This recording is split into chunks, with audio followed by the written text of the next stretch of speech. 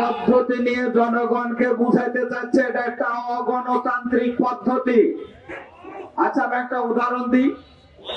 মনে করেন যে আমাদের এখানে 1000 ভোট, 1000 ভোটের ভিতরে 400 ভোট পেয়ে আমি জিতে গেলাম। আরেক প্রার্থী আমার ছাড়া 50 ভোট কম পেল, তা 350 ভোট পেল, কিন্তু হেরে গেল। আরেক প্রার্থী 250 ভোট পেল, কিন্তু হেরে গেল। তাহলে জিতা ভোট বেশি না হারা ভোট বেশি?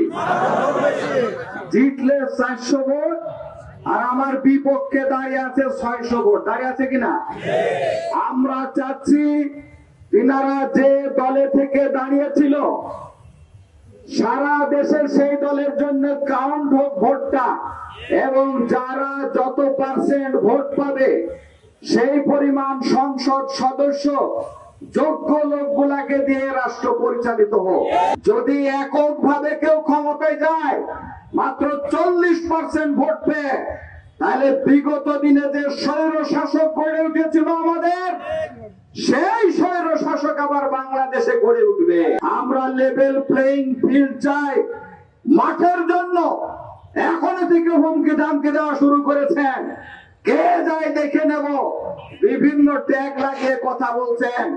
যারা অপরাধী আমরা দেখতে পাচ্ছি, অপরাধী যত বড়ই হোক না কেন ট্রাইব্যুনালের মাধ্যমে তাদের গুছিয়ে নিয়ে বিচার করা হচ্ছে। বাকিগুলো সকলে এদেশের জনগণ। এই জনগণ কারো একক সম্পত্তি নয়। একক সম্পত্তি হলে 70-এর নির্বাচনে শেখ মুজিবুর রহমান সাহেব ব্যাপক 90%-এর বেশি ভোট পেয়ে সংখ্যাগরিষ্ঠতা অর্জন করেছিলেন। তারা এদেশ থেকে হারাবার কথা ছিল না। বিএনপি শাসন করেছে 3 বার, তারা এদেশ থেকে হারাবার কথা ছিল না। আবার আওয়ামী লীগ আসার কথা ছিল না, আবার জাতীয় পার্টি আসার কথা ছিল না।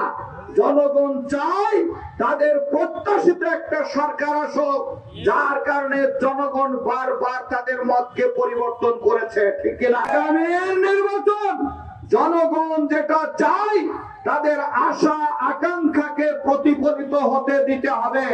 এই জন্য আমরা চাই লেভেল প্লেইং ফিল্ড, একই সমমর্যাদার সরকারে আসার মতো যে দলটা আছে আর যে দলটা একটা সিট পাবে, সকলের মাঠকে সমান করে দিতে হবে। কোনো হুমকি ধামকি চলবে না।